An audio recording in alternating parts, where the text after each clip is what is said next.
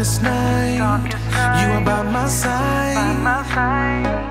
I'm never alone because I know I can always trust you. I can always trust you. Every day and every moment, my future, yeah, you hold it. I know it. I can always trust you. I can always trust. I can always trust.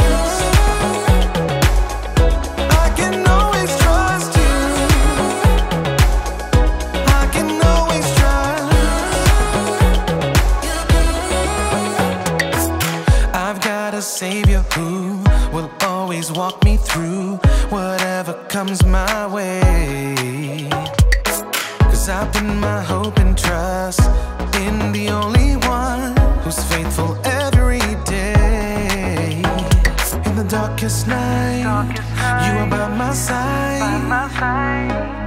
I'm never alone because I know I can always trust you. I can always trust you. Every day and every moment, my future, yeah, you hold it. I know it. I can always trust you. I can always trust. I can always trust you. I can always trust you.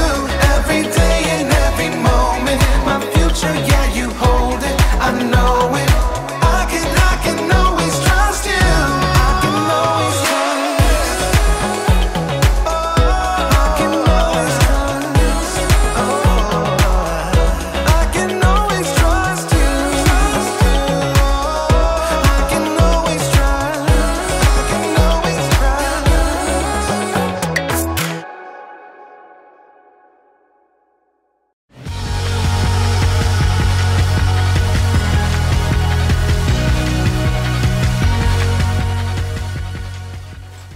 Oh, hey everyone!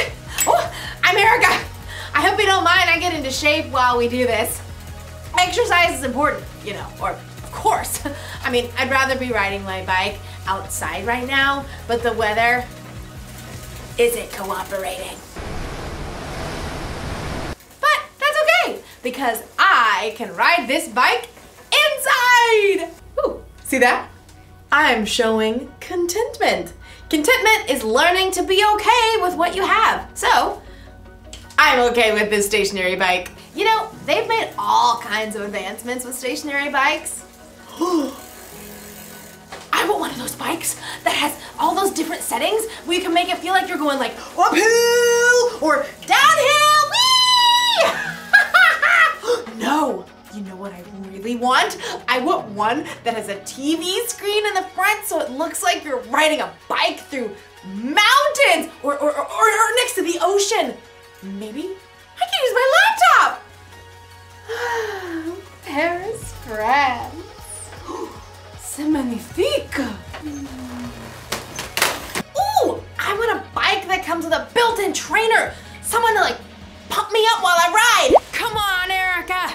You can do it. That bike won't pedal itself. Yeah, move. I can do it. Move. Yeah, let me some more. Too bad all I got is this old thing. All it does is pedal. In today's story, we'll hear about a king who always wanted more and more and more. I kind of feel like him right now. It's not fun. What are you slowing down for? You've got to keep moving if you're going to make it all the way to Paris. You want to see the Eiffel Tower, don't you? Oui. I can hear you. Move. I will. Move. See you in Paris. Move. Woo! The Bible.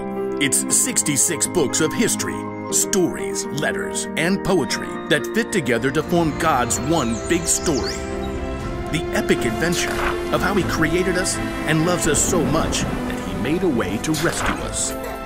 As we travel through the Bible, from Genesis to Revelation, we discover people who met God and found their lives changed forever. Now, for an amazing story. Inspired by the book of 1 Kings. Chapter 21. After David and Solomon, many kings ruled the lands of Judah and Israel. Some of them listened to God, but most did not. King Ahab was worse than any other king of Israel before him.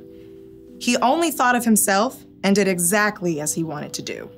Do exactly as I want. Yes, Your Highness. What do you want? 4 calling birds, 3 French hens, 2 turtle doves, and 1... Oh, it escapes me. Just bring me some pears flambé. No one ever said no to King Ahab, not even his wife, Queen Jezebel. Am I the most fabulous king to ever rule this land?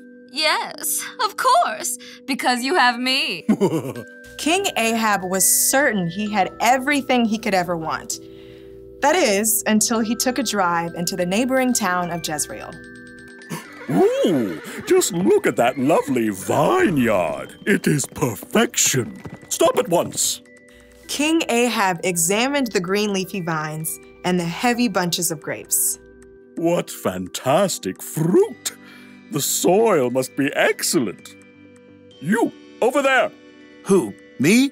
Who, me, your majesty? Who, me, your majesty? Of course, you.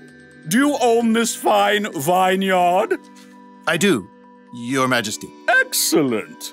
You must sell it to me at once, and I shall turn it into a vegetable garden. No. Excuse me? Your majesty?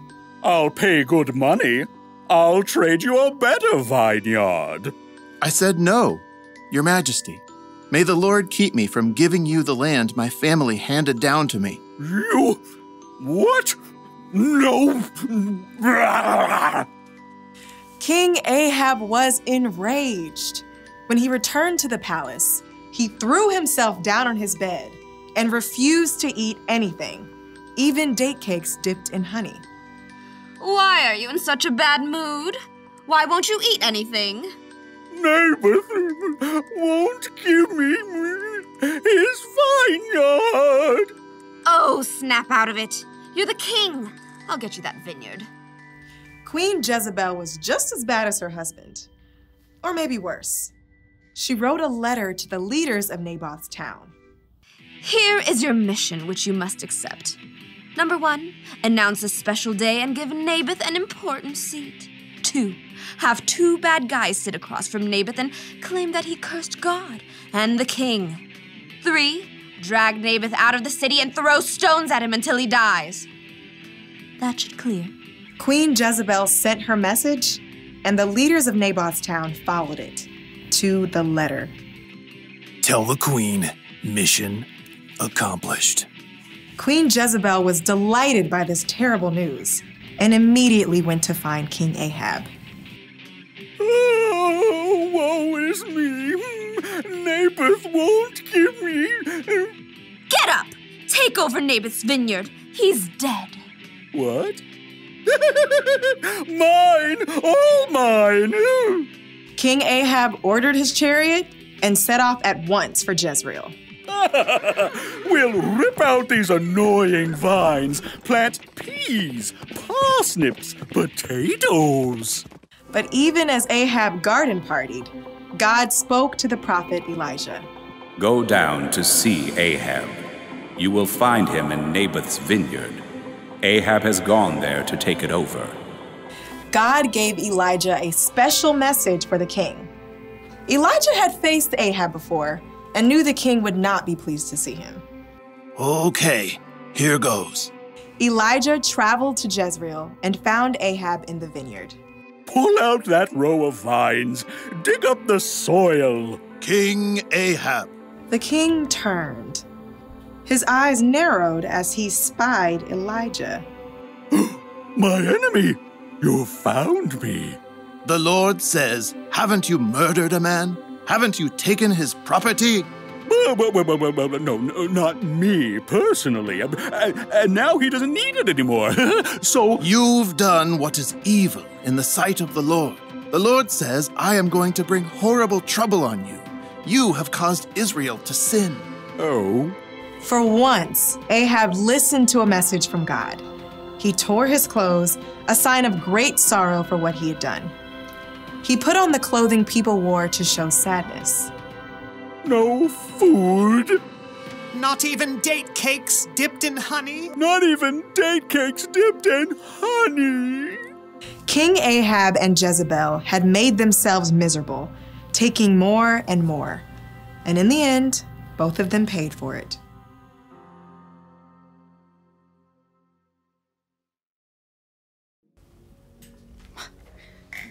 Yeesh! King Ahab really wanted Naboth's vineyard. It's okay to want things, but Ahab wanted it so badly that it made him miserable. He even refused to eat. Has it ever happened to you? Have you ever wanted something so badly that it was all you could think about? Maybe it made you like super sad when you couldn't get it.